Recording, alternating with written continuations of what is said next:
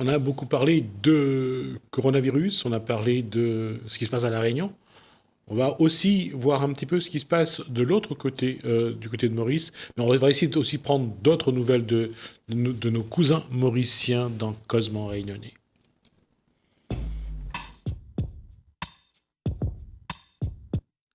Richard Sao, bonsoir. Alors, d'abord, comment va l'île Maurice? L'île Maurice, heureusement, va bien. Je dois dire, il Hmm. va très bien parce que il y a très peu de cas. Et le virus n'est pas en train de propager à l'intérieur, c'est que des cas importés. Donc jusqu'à maintenant, on gère et souvent c'est des cas importés parce que c'est les Mauriciens qui étaient bloqués dans différents coins du monde qui retournent au pays. Et voilà. Est-ce que le travail reprend? Est-ce que... Oui, tout a repris normalement. Par exemple, c'est un déconfinement, je dirais, un petit peu plus avancé dans la mesure que quand vous allez dans un supermarché, il n'y a pas la peine de faire la queue, etc. On prend juste votre température à l'entrée du supermarché. Et à Maurice, le masque a été obligatoire très tôt, hein, avant même par exemple, pour aujourd'hui, c'est le masque est obligatoire. À Maurice, le masque était obligatoire partout, dans les supermarchés, même quand vous baladez dans la rue. Voilà. D'accord. Et j'allais dire quelle est l'ambiance, c'est-à-dire que le Mauricien ou la Mauricienne s'adapte à ces nouvelles contraintes. Il n'y a pas de, j'allais dire, ça casse pas l'ambiance. Non, ça casse pas l'ambiance, un petit peu comme à La Réunion, parce que on n'a pas eu le virus dans nos quartiers. Moi, j'habite Saint-Denis, j'ai pas entendu que ah oui, il y avait des virus à Saint-Paul, etc. Donc, quand je viens à Saint-Paul, je viens détendu. Je sais que je dois porter mon masque et prendre des précautions. À Maurice, c'est la même chose, c'est-à-dire le fait que le virus n'a pas propagé à l'intérieur et que c'est que des gens importés qui sont dans un hôpital, qui sont en train d'être gérés. Et aussi, ces cas importés ne sont pas dans une limite qu'on ne pourra pas gérer parce qu'on n'a pas les lits adéquats, etc. Donc ça aussi, ça a calmé un petit peu. Et de ce fait, les gens sont un petit peu plus relax. Et moi, j'avais un ami là que j'ai téléphoné pendant 2 jours. On comparait un petit peu entre la Réunion et ici. Je dis, ah, tu sais, lundi, je vais devoir porter le masque un petit peu plus assidûment, si je peux dire ça. Et il m'a dit, mais à Maurice, on est, un compatriote qui me dit ça, à Maurice, on est en paradis. Je dis, oui, si tu vois comme ça, c'est vrai, si c'est moins contraignant pour toi, c'est vrai, je suis d'accord avec toi sur le paradis. Donc, de ce côté-là, Maurice, c'est très bien. Et aussi, vous savez, Maurice, il y a un secteur informel qui est très, très, très fort. D'ailleurs, ces masques-là sont vendus par les marchands ambulants dans la rue un petit peu aux quatre coins de la rue, à 20 roupies, ce qui fait 50 centimes. Et donc, les gens sont un petit peu plus Détendu. détendus, oui. D'accord. Le tourisme, ça reste quand même le premier porteur de marché, d'affaires Mm, pour l'île Sœur. oui. Ça, comment Maurice s'en sort actuellement? C'est-à-dire, Maurice a fait la même chose un peu que tout le monde fait dans le monde. Hein. Ils ont puisé dans les réserves de la banque. Ils ont fait un plan de relance donc, avec les chiffres qu'on on est tous effarés, hein, 500 milliards ici en France et là-bas c'est 100 millions de roupies pour soutenir ces entreprises par rapport à une perte de rentrée d'argent, pour soutenir ceux qui ne vont pas travailler dans les hôtels, etc., les secteurs informels, pour soutenir aussi un petit peu la consommation, quoi, pour soutenir un petit peu que les prix ne prennent pas la flèche sur tous les produits de première nécessité. Est-ce que, comme ça a été le cas dans beaucoup d'endroits du monde, est-ce que la solidarité a joué aussi ou joue toujours entre les Mauriciennes et les Mauriciens? C'est-à-dire on s'entraide un peu plus, on est un peu plus à l'écoute de l'autre. Ça... Oui, ça c'est revenu. Hein. Je pense que dans les années 70-80, il y avait une certaine solidarité et depuis là je dirais une décennie, c'était un petit peu très individuel, Maurice. Ça avait un petit peu changé. Et là, ça s'est redevenu. Il y a une espèce de solidarité par rapport Si tu n'as pas des oignons, tu vas chercher des oignons chez moi, etc. Donc ça a un petit peu détendu les choses. Mais, comme je vous dis, si le virus circulait à l'intérieur, ça aurait été une autre paire de manches. Parce qu'ils savaient très bien, tous les Mauriciens savaient très bien, le virus n'est pas à l'intérieur de notre pays. Je pense que là, on n'aurait pas eu la solidarité que vous pensez. Et sur cette évolution des comportements, est-ce qu'il faut craindre qu'à un moment donné, il y ait malgré tout, comme on peut le sentir aussi à La Réunion ou dans d'autres endroits du monde, est-ce qu'il peut y avoir des traumatismes justement du fait que d'un coup on a cassé un schéma et que on a imposé des contraintes, on a réduit un peu les libertés? Est-ce qu'il peut y avoir des traumatismes? Je pense que à Maurice, peut-être, il y a eu, comme un peu partout dans le monde, une certaine opposition qui a joué la carte liberté fondamentale. Hein. Et l'idée fondamentale, malheureusement, moi qui étudie un petit peu, je suis dans le juridique, liberté fondamentale, c'est pas un droit absolu, c'est un droit relatif. Et donc, ils ont érigé ça en droit absolu. Partout, on dit la même chose. D'ailleurs, ici, il y a des gens là que j'ai rencontrés à Saint-Denis, ils veulent aller contester le fait qu'on doit porter des masques au nom de la liberté fondamentale.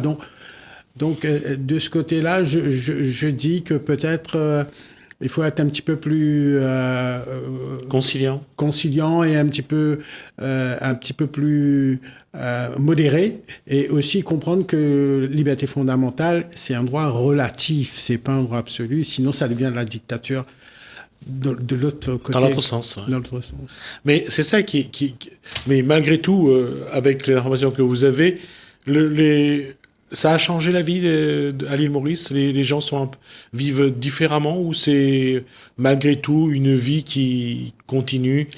Je pense que la vie on en parle comme ça parce que bon, notre premier souci, ça a été de sortir un petit peu de ce confinement très strict et tout. On était content de trouver un petit peu de la liberté, pouvoir aller circuler un peu. Mais l'argent fait défaut parce que l'économie n'est pas là. L'économie du tourisme, il y a plein de gens qui en dépendent. L'économie de offshore, etc. Donc les centres d'appel. Donc après, bon, le commerce qui intermédiaire, les marchands qui vont vendre des gâteaux ou des sandwichs ou des parkings qui sont vides, etc. Donc là, ça commence à peser parce que la petite cagnotte comme vous savez, nous Mauriciens, dans le matelas, un peu de liquide, là, ça commence on commence à puiser dans les économies. Oui, et là, ça peut dégénérer si c'est très dur à décider entre ça et gagner de l'argent et être malade, voilà, ou se préserver de la maladie et ne pas avoir d'argent. Voilà. Moi, je préconise que on doit, par rapport aux impératifs économiques, c'est-à-dire à un moment donné, malgré les plans de relance, on a plongé dans les réserves, etc., on imprime des billets, à un moment donné, l'économie va parler, on sera obligé de faire avec le virus et de remettre l'économie en marche. Ce qui veut dire que le 31 août, ça sera... On va ouvrir ou on va attendre le passage de la deuxième vague? Je pense qu'ils vont attendre un petit peu, mais je pense pas qu'ils pourront attendre plus longtemps que le 30 septembre, parce que l'argent fera défaut. Parce que là, déjà, ils ont puisé toutes les réserves possibles. Et donc là, ça va être... l'économie va parler, c'est mathématique. Hein. Comme je dis toujours, dans toute chose, on peut en parler comme on veut, on peut dire tout ce qu'on veut, après il y a la mécanique. Et la mécanique, c'est rouleau compresseur, il arrive, c'est les chiffres, c'est ce qui est tangente, quoi. Alors, il est prévu normalement que Maurice ouvre de nouveau ses frontières le 31 août, je crois. Oui, au premier. Vous y croyez pas? Je crois que moi, de mon point de vue, je pense que c'est trop prudent, une prudence un petit peu exagérée. Il faut comprendre que deuxième, ou il y aura peut-être une troisième vague, ou peut-être une autre coronavirus. Ça, c'était le 7e incarnation, peut-être il y en aura un 8e. Donc, je pense qu'il faut apprendre à vivre avec maintenant, et il faut remettre l'économie en marche. Et il y avait des idées qu'ils pouvaient faire. Par exemple, ils ont ouvert le ciel entre Maurice et Rodrigue, parce que Rodrigue n'a eu même pas un cas infecté. Donc, je pense qu'avec la Réunion, ils auraient pu faire ce qu'on appelle un corridor sanitaire et relâcher un petit peu l'affaire là, et avec d'autres pays. Je pense que c'est un petit peu trop. Il faut vivre avec et il faut savoir gérer aussi. Vivre avec, c'est porter des masques, c'est garder les distances. Voilà. Et ça, selon vous, il faudra apprendre à vivre comme ça. Il faudra apprendre à vivre comme ça. Et puis ceux qui voyagent d'un pays à l'autre, par exemple, ce matin, je regardais CNews et il disait dans quel pays les Français peuvent aller en Europe. Bon, chacun a ses critères. Le Turquie est beaucoup plus strict que l'Espagne, etc., etc. Mais le pays le plus strict, je crois, c'est Cambodge. C'est-à-dire, vous faites un test 72 heures avant de prendre l'avion. Vous faites un test quand vous rentrez à l'aéroport, vous atterrissez. Vous allez en quarantaine, en quinzaine. Après quinzaine au Cambodge, ben après, il reste plus rien à faire. Et vous faites votre test et vous reprenez l'avion, vous revenez ici. Donc, c'est un petit peu cette balance qu'il faut trouver. Ne pas faire trop de tests non plus excessifs, parce que ces tests-là, moi, j'en ai fait déjà 2 parce que je devais partir à l'hôpital parce que j'avais pour la médecine courante. Et je lui dis, c'est pas très agréable parce que le tige rentre dans votre nez et ça fait un petit peu mal, c'est un petit peu gênant, quoi. Donc, voilà.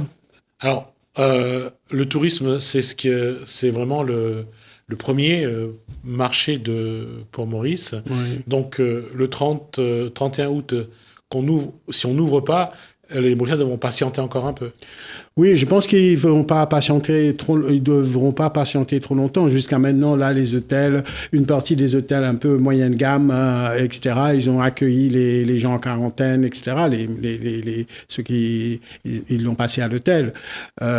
Donc, je sais pas comment ils vont pouvoir s'en sortir, parce que ça aussi, il faut trouver de l'argent, c'est l'État qui paye. Donc, je pense que l'économie va parler. À un moment donné, comme il y a une certaine partie du tourisme est dans le haut de gamme, et ça risque de payer cher.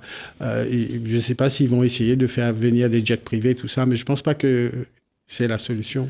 Donc, pour l'instant, on ne va pas programmer ou prédire s'il y aura ou non ouverture des frontières le 31 août.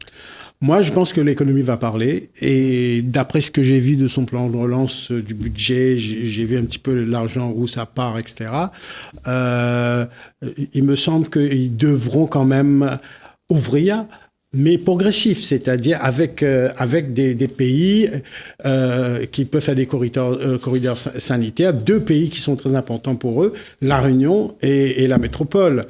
Parce que ça, c'est la grosse part du gâteau pour eux. Ouais. Donc, s'ils arrivent déjà à ouvrir ça, quitte ils ouvrent pas avec des marchés très émergents comme l'Inde, la Slovaquie, la Chine, moi, je dis OK. De ce côté-là, j'ai pas de souci parce que c'est pas des marchés porteurs. Mais notre plus gros gain, ça vient de la Réunion, ça vient de métropole. Les Anglais, peut-être, d'un certain point de vue, mais les Allemands sont pas mal non plus. On peut ouvrir par rapport aux Allemands. On peut ouvrir, hein. Je pense que c'est un petit peu excessif, je trouve, là, de leur part. Mais le problème, c'est que la quarantaine à Maurice dure combien de jours, normalement? La quarantaine dure 14 jours. Ils devront s'adapter à venir à 7 jours parce que l'ARS dit qu'au bout de 8 jours, c'est la date limite que si ça va apparaître, ça va apparaître. Et ceux qui disent que le virus aujourd'hui est affaibli, à Maurice, ils tiennent pas compte de ça. Bon, il y a ceux qui disent que le virus a affaibli, il y a ceux aussi qui disent que le virus a transmuté, muté, etc. Et je pense que le souci avec le coronavirus, c'est qu'il y a trop de points de vue divergents et les gens ne s'en trouvent pas. Rien qu'avec ce masque-là, on a eu la totale. Le porter, le pas porter, etc., etc. Donc, à Maurice aussi, c'était un scandale, ces histoires de masse et tout, qui n'arrivent pas. L'avion, on a commandé, mais l'avion arrive après, etc., etc. Donc ça, dans tous les pays, c'est une catastrophe. C'est même pas la peine on va pas en parler parce que sinon on aura pour des mois à parler là-dessus, des masques. Donc voilà, je dis que l'économie va parler, ils seront bien obligés d'ouvrir. parce que l'économie intérieure, ça suffira pas. On a beau inviter les Mauriciens à aller dans les hôtels, mais comme c'est des hôtels de luxe, hein, les Mauriciens ne peuvent pas s'offrir ces hôtels à 60 000 euros, à 10 000 euros la nuit, je sais. Il y a des hôtels qui sont très, très, très chers. Hein. Qu'est-ce qu'il faudrait... On voit aujourd'hui, donc à La Réunion, on met les masques. Est-ce que les Mauriciens peuvent... Enfin, je ne sais pas si les Réunionnais vont apprendre à vivre avec les masques, mais est-ce que les Mauriciens, eux, pourraient s'habituer plus vite à vivre avec un masque ? Je pense que le problème de masse est universel. Il faut commencer à regarder les problèmes d'une façon universelle, surtout avec le coronavirus. Parce que au départ, chacun dans son petit coin là, moi, ça viendra pas chez moi, ceci, cela, etc. Donc ça, il faut oublier. Et pareil comme Maurice, je pense que c'est bien qu'ils acceptent le fait qu'il peut avoir une deuxième vague, malgré que mathématiquement, c'est pas le cas. Et le masque, c'est très difficile à porter à Maurice parce qu'on a mal, au bout d'un moment, ça gêne, au bout d'un moment, on sent sa propre haleine, etc. Et puis on étouffe un petit peu quand on accélère, on marche un peu trop vite sur une montante, etc. Surtout là, dans nos îles. Donc les gens enlèvent le masque et le mettent comme ça. Donc oui, c'est vrai. Pour mieux respirer. Pour mieux respirer. Et les gens le font. Et c'est ça que j'ai réalisé là ce matin quand j'attendais le bus. J'ai réalisé, les gens le portent parce que la loi les interdit. Dès qu'ils sortent du bus, tac, allez, hein, ils trimballent ça comme si c'est c'est un fardeau. Un fardeau, voilà. On n'a pas l'impression que les gens portent le masque pour leur santé, pour se protéger.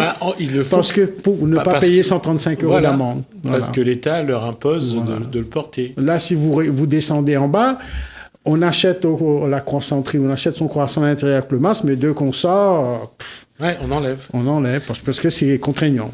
C'est contraignant, mais le problème, c'est qu'il va devenir de plus en plus contraignant. Parce que si vous rentrez dans la boulangerie, après vous allez à la banque, il faudra toujours l'avoir. Sur vous, le masque va devenir un objet incontournable. Moi, je pense que les autorités ou les gens n'écoutent pas.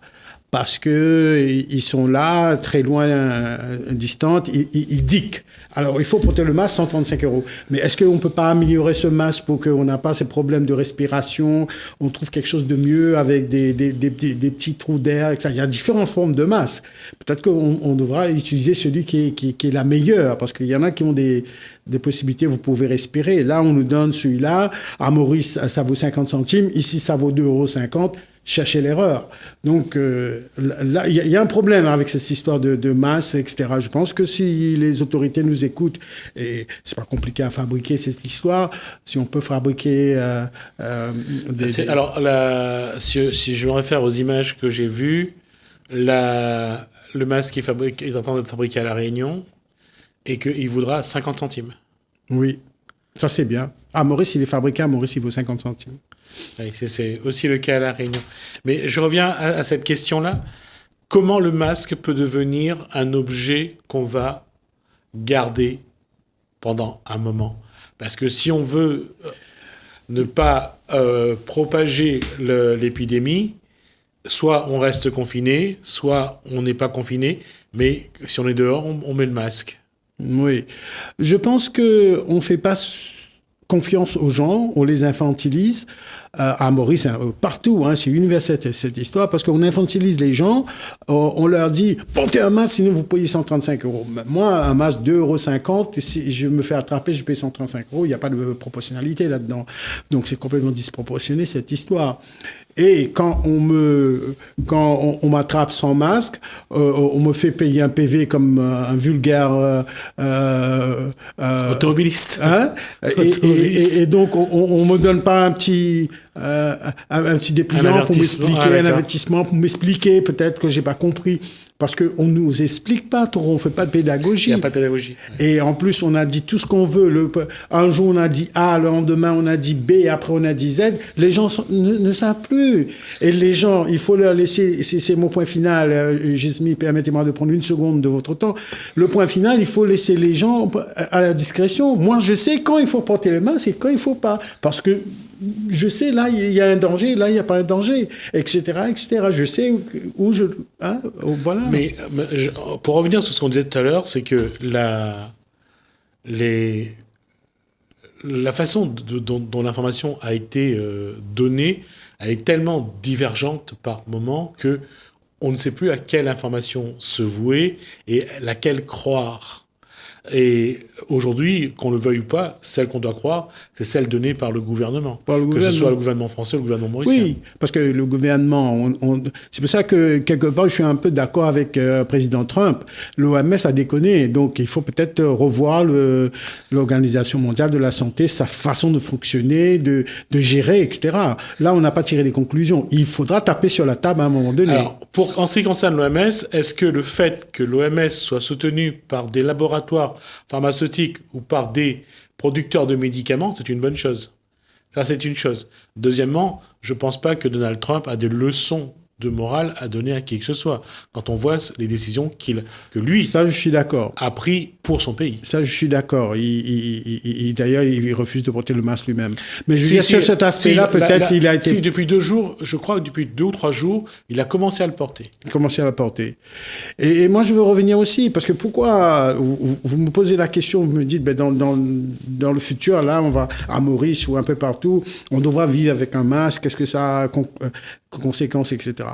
Mais je pense que c'est l'État qui est un peu hypocrite dans l'affaire, parce que moi, je sais que quand il y a des grippes qui surquillent, je mets mon écharpe. Alors, on dit ne met pas le burqa. À une femme, on lui a refusé l'entrée à burqa, mettez un masque. Mais c'est n'importe quoi, parce que les masques grand public, c'est en tissu aussi. Donc, oui, il n'y a pas de logique dans tout ça. C'est vrai qu'il y a une forme d'hypocrisie dans toute cette gestion-là. Voilà. Parce que ce qu'on nous interdit d'un côté, on permet de l'autre. Ce qu'on permet de l'autre, on n'est pas forcément bien amené ou bien expliqué. Et quand on regarde que ce soit pour la burqa ou autre, au départ, c'était parce que on voulait, j'allais dire, gérer un problème d'ethnie ou de communauté. C'était pas un problème de maladie. Pour la grippe n'est pas mortelle, entre guillemets. Elle l'est dans certains cas.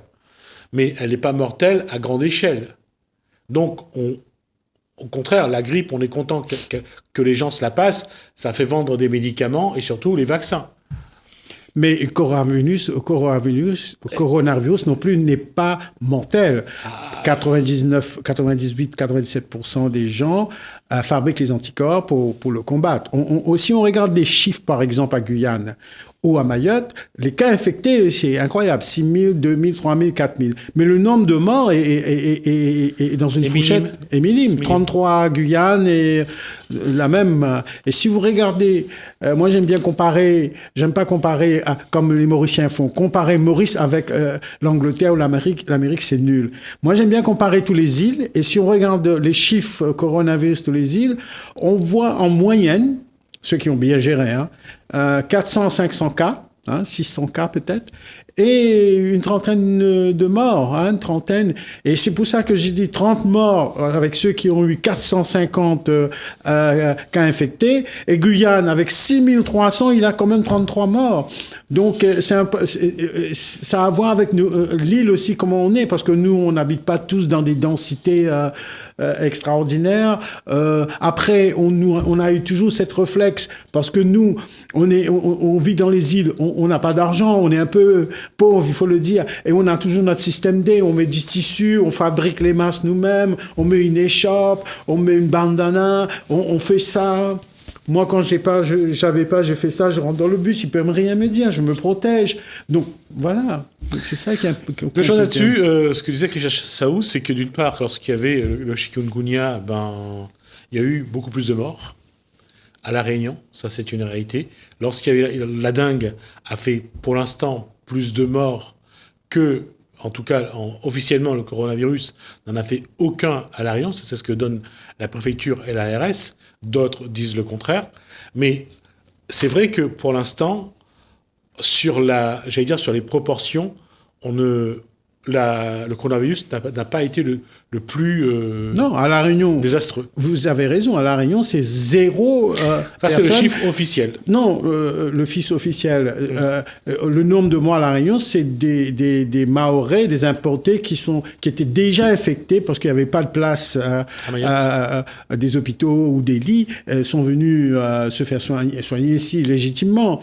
Et donc là, la dernière fois, là, le cas infecté à Maurice, c'est un Malgache VIP qui est venu en avion privé dans une clinique privée pour se faire soigner. Il aurait pu infecter les aides-soignants, les personnels soignants. Donc, on voit bien que c'est pas aussi catastrophique que d'autres maladies au final, quoi. Déjà, ça, on fera un dernier point la semaine prochaine là-dessus. On arrive à la fin de notre échange. Merci en tout cas pour cet éclairage. Merci à vous de nous avoir suivis. Merci Hélène, merci François. Je vous dis à bientôt.